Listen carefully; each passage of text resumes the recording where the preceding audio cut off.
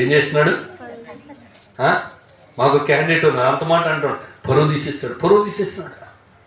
బాధే, మాకు కూడా బాధే, దేవునికి కూడా బాధే. మనం నష్టపోవడం దేవునికి ఏం లేదంటండి ఇష్టం. ఇప్పటికైనా ఏం చేయండి?